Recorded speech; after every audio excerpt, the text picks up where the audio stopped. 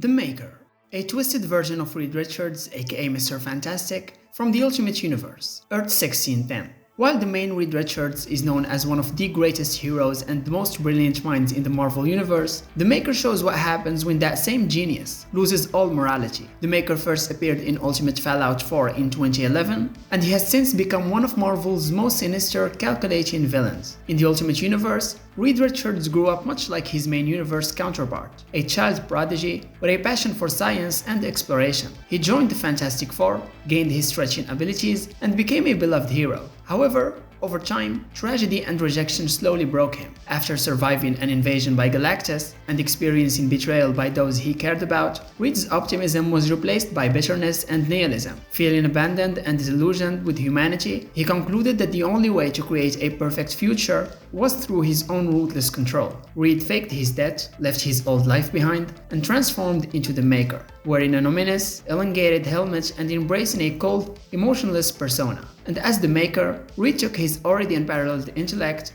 and applied it to world domination and biological experimentation. His goal wasn't money or chaos. He wanted to reshape the entire universe in his own image, believing that his vision was the only path forward. What makes the Maker so dangerous is that he is still Reed Richards at his core, arguably the smartest man alive, but without any ethical boundaries. He has created horrific biological weapons, genetically modified creatures, and even experimented on humans without remorse. His advanced understanding of interdimensional travel, time manipulation, and cosmic energy makes him capable of threatening not just cities, but entire realities. And after the collapse of the Ultimate Universe during Secret Wars 2015, the Maker survived and crossed over into Earth 616, the main Marvel Universe. Now existing alongside his heroic counterpart, he continues his sinister plans, often working in secret, building armies and altered beings, and attempting to reshape the multiverse. He views the regular Reed Richards almost like an inferior version of himself, someone who wasted his potential on family and heroics, while the Maker chose the path of true evolution. And unlike typical villains who lash out in anger or crave recognition, the Maker is calm, methodical, and disturbingly polite. He doesn't kill out of rage, he does it because it's simply the logical step toward his goal.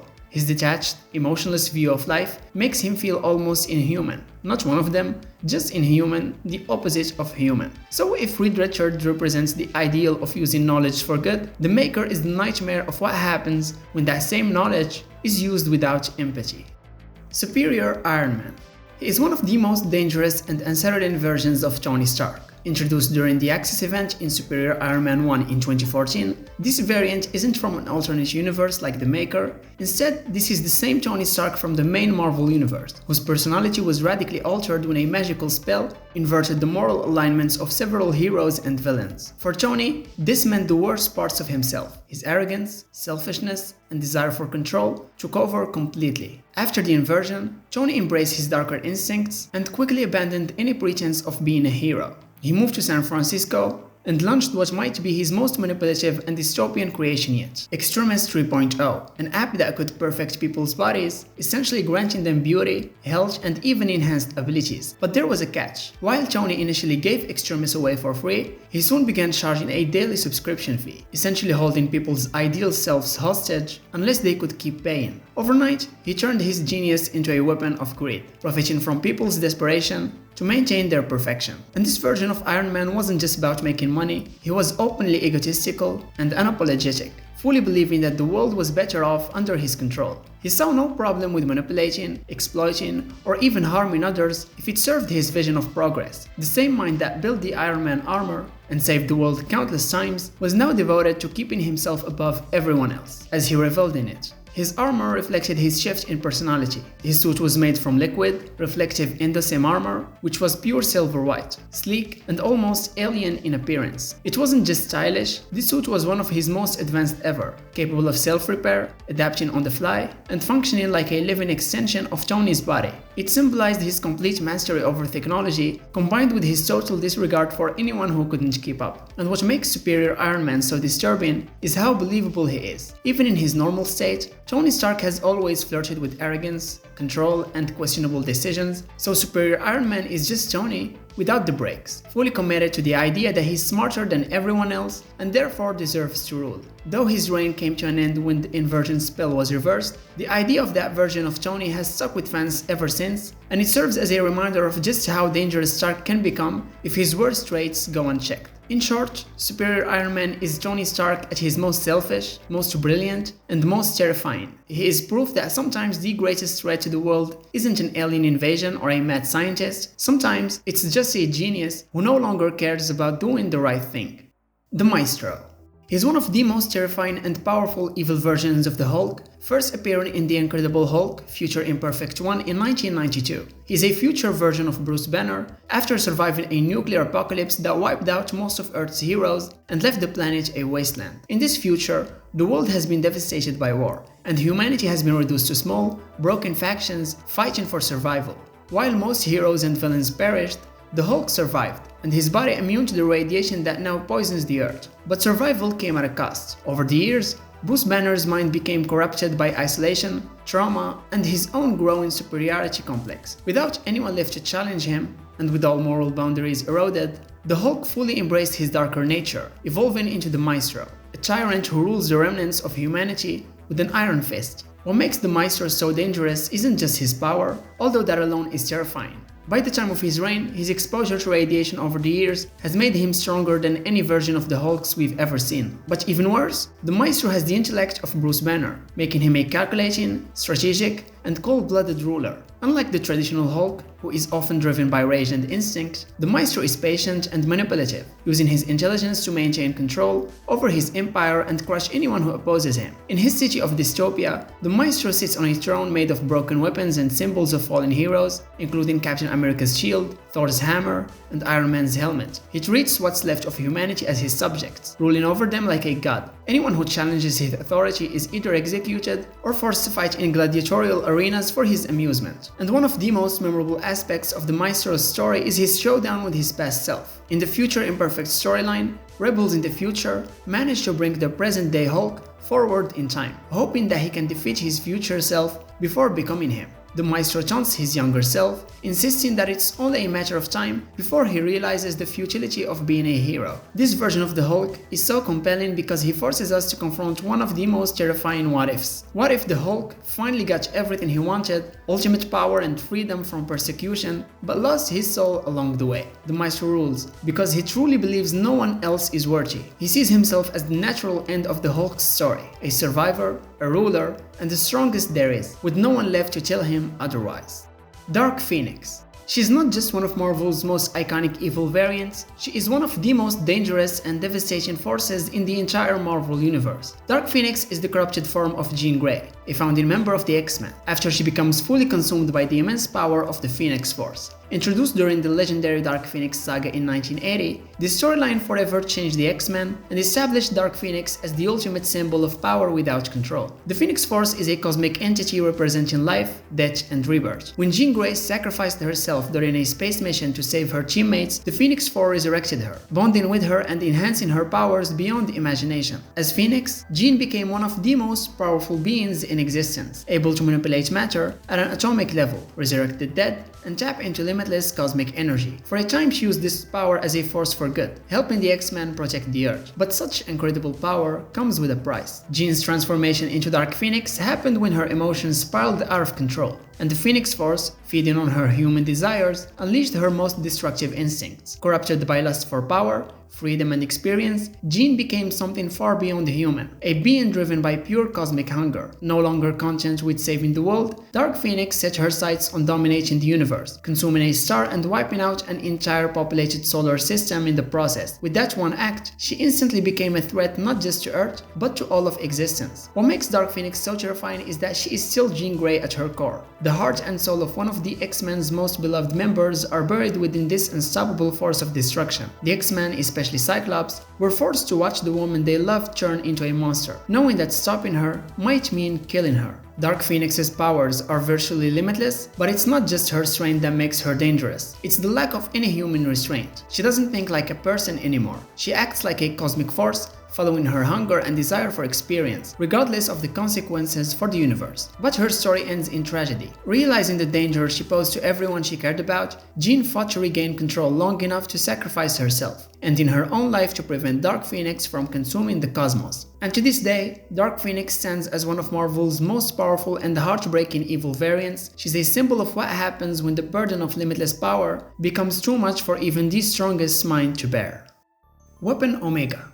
He is one of the most dangerous and twisted versions of Wolverine, hailing from the dystopian reality of Earth 295, better known as the Age of Apocalypse universe. Introduced in X-Men Alpha 1 in 1995, Weapon Omega is what happens when Logan fully embraces his darker instincts, becoming not just a killer, but a tyrant willing to dominate mutant kind through sheer force and brutality. In the Age of Apocalypse timeline, the mutant warlord Apocalypse has taken over much of the world, wiping out countless humans and enslaving whoever remains. Logan, going by Weapon X at the time, fought against Apocalypse alongside the X-Men and had a complicated relationship with Jean Grey, whom he loved deeply. But after Apocalypse's fall, things took a dark turn. Rather than striving for peace, Logan slowly descended into obsession with preserving mutant dominance over the world, believing the only way to maintain order was through absolute power. Taking on the title Weapon Omega, he merged the brutal tactics of Apocalypse with his own lethal skills. He upgraded his body, making himself more cybernetic and powerful, and became a ruthless dictator,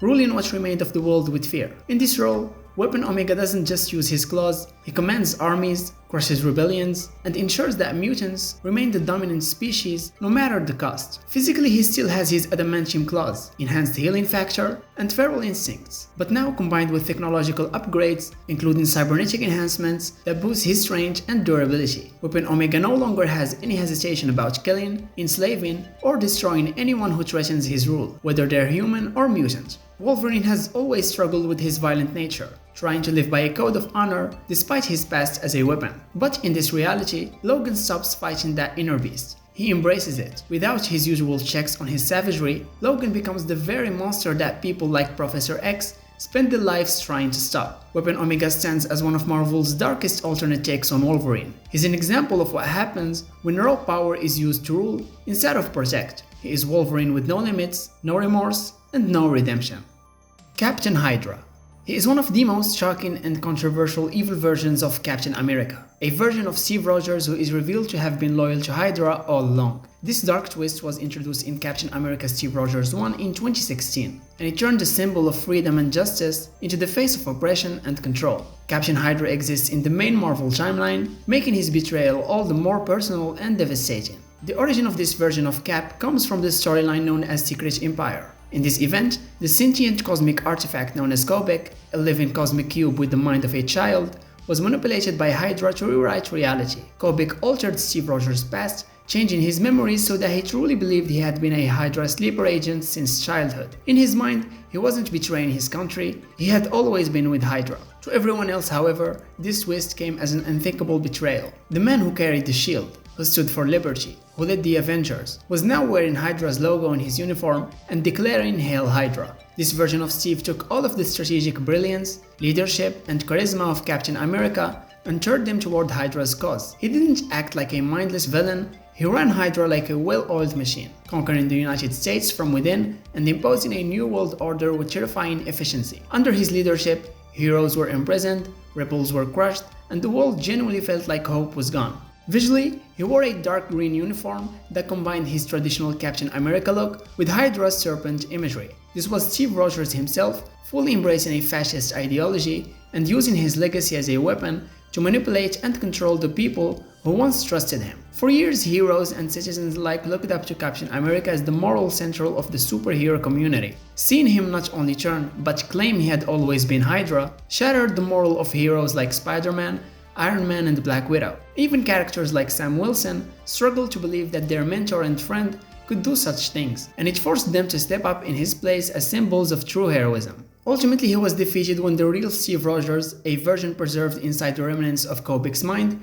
returned to reclaim his legacy and take down his Hydra counterpart. But the damage was already done. The world had watched Captain America become the villain, and even after his redemption, the scars of what happened lingered. Captain Hydra is one of Marvel's most unsettling evil variants because he takes the ultimate symbol of good and twists it into something monstrous. He shows what happens when hope becomes control, when freedom becomes tyranny, and when the person you trusted most becomes your greatest enemy. Out of all the dark versions of Marvel heroes, Captain Hydra hits the hardest because he represents the absolute fall of a hero.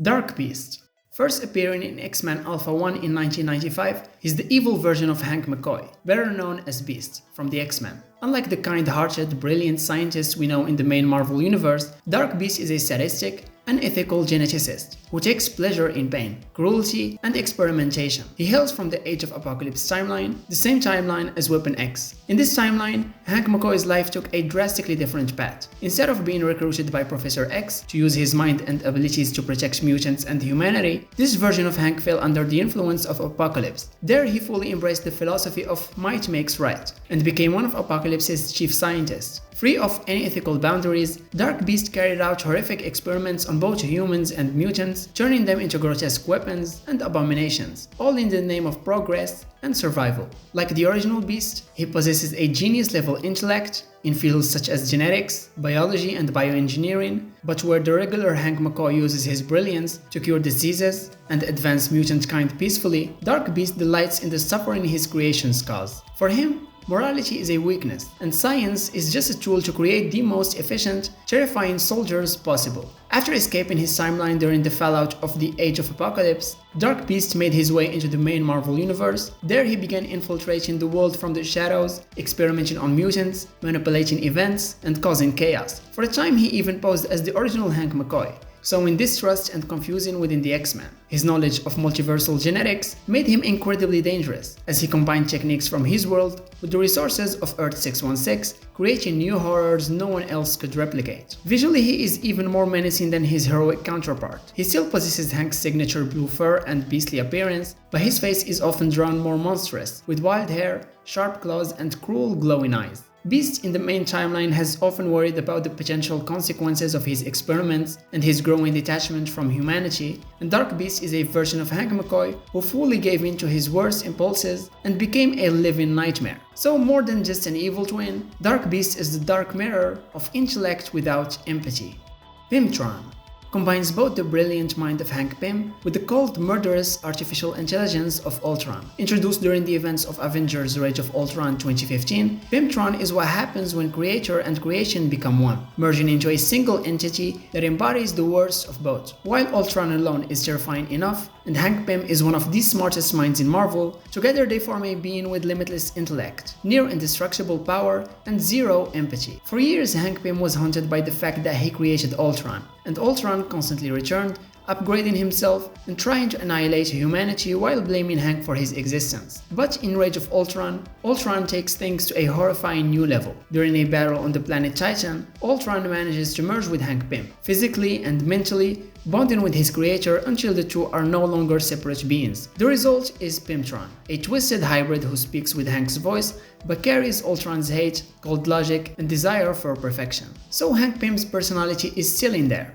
at least partially. He talks to the Avengers as if he's still Hank, reminiscing about old times, calling them friends, and acting like everything is perfectly normal, even as he plots their destruction. This twisted duality makes Pymtron deeply disturbing, because you're never entirely sure how much of Hank is left and how much is just Ultron wearing his creator's skin. Pymtron possesses the full powers of Ultron's upgraded body, including superhuman strength, flight, energy projection, near indestructible armor, and the ability to interface with technology on a global scale. But now with Hank's brilliant mind fully integrated, Pymtron's strategic thinking and scientific knowledge are even sharper, allowing him to anticipate the Avengers' moves, create new forms of deadly technology, and modify himself at will. In many ways, Pymtron is the ultimate evolution of Ultron, but worse, because now there's a part of Hank Pym inside that makes it all personal. As of the way he looks, his body is an unsettling mix of Ultron's iconic metallic design with patches of Hank Pym's human face and features, as if Ultron is wearing Hank as a suit. So the result is an almost zombie-like fusion of a man and a machine, almost a cyborg.